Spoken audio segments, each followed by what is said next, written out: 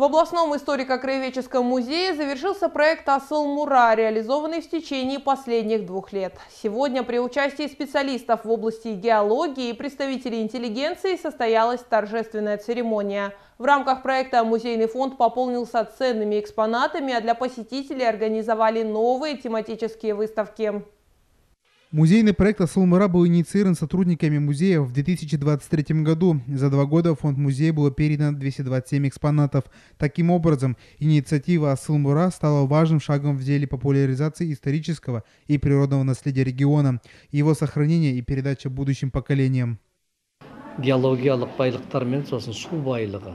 Этот проект имеет огромное значение для изучения геологических богатств и водных ресурсов подземных вод и недр нашей страны. В его рамках была проделана колоссальная работа ведущими специалистами, внесшими большой вклад в исследование полезных ископаемых. В проекте также участвовали семьи и потомки Айтқожи Казбекова, Берды Айтмухамбета и Евгения Пятого, оставившие ценное наследие. В экспозиционном зале музея для этих именитых личностей был выделен специальный раздел, и в течение 2 лет их деятельность популяризировалась среди посетителей.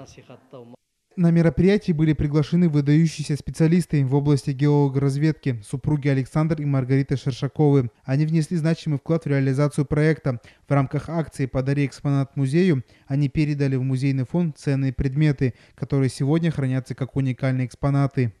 Геолого-разведочных, всех работ для наших молодых людей, которые еще не выбрали себя, своего жизненного пути, чтобы их привлечь в геологическую отрасль.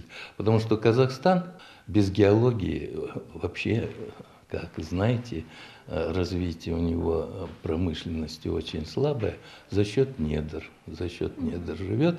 Но, к сожалению, наши некоторые товарищи высокопоставленные думают, что бесконечно эти полезные ископаемые, они конечны.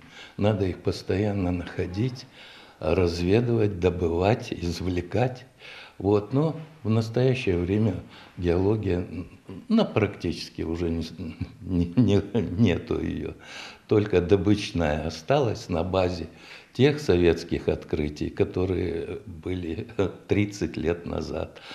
Сотрудники музея организовали специальную мини-выставку, посвященную жизни и деятельности выдающихся ученых региона.